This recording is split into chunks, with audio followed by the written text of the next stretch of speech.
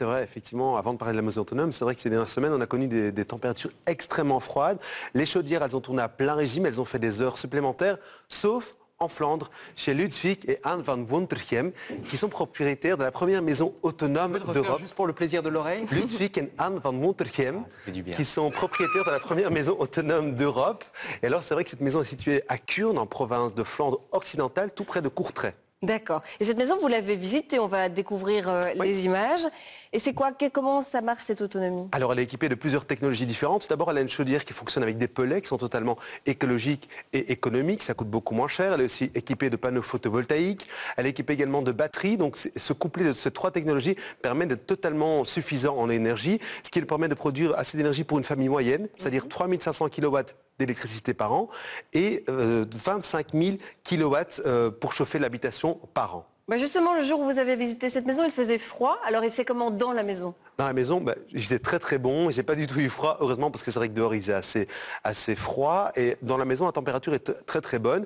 Et aussi, ce qui est très intéressant, c'est que le propriétaire Ludwig peut, en temps réel, mesurer justement sa consommation d'énergie grâce à plusieurs appareils Parce qu'il que a là, chez sur lui. le plateau, personne ne sait ce qu'il a consommé Voilà. ces dernières Alors lui, semaines. justement, Donc, il a une attention. application et il a cette application qui est reliée avec son écran de TV. On peut voir justement le voir ici en image.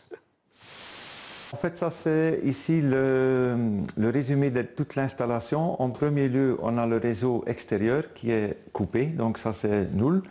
On a ici la batterie qui est pour l'instant à 57%. Et vous voyez ici avec les flèches le flux du courant. Ça c'est notre consommation, donc pour l'instant on consomme 350 watts à peu près.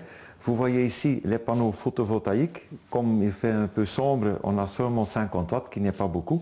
Et on voit ici que le moteur Stirling vient se mettre en route. Il produit pour l'instant 150 watts, mais il va dans quelques temps arriver à 800 watts pour en fait charger la batterie, parce que 800 watts est plus que 360 watts et donc le reste va aller dans la batterie et ça va charger pendant le reste de la journée.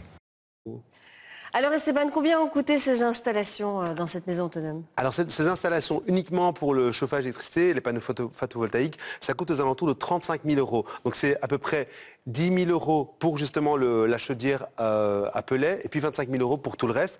Petite précision très importante, il faut savoir que ces personnes n'ont plus aucune facture d'électricité. Ils ne sont connectés à aucun opérateur d'électricité ou fournisseur d'électricité. Aussi, ce qui est aussi important, c'est qu'il faut en amont isoler toute sa maison. Et c'est dans ces 35 000 euros, l'isolation n'est pas comprise. Donc évidemment, il faut faire un calcul aussi par rapport à sa dépense d'énergie, si c'est assez rentable par rapport à votre ménage ou à votre famille. En échange, par contre, ils ont un programme télé qui n'est pas très varié, quoi. C'est juste des chiffres qui bougent sur l'écran. Mais non, ce qui est super bien, c'est qu'il a cette application et à n'importe quel moment, il dit bah voilà, je consomme autant, je vais faire peut-être plus attention. Ouais. C'est vrai qu'à la base, cette famille fait déjà un petit peu attention, sans pour autant radin, pas du tout. Il consomme, mais en étant responsable.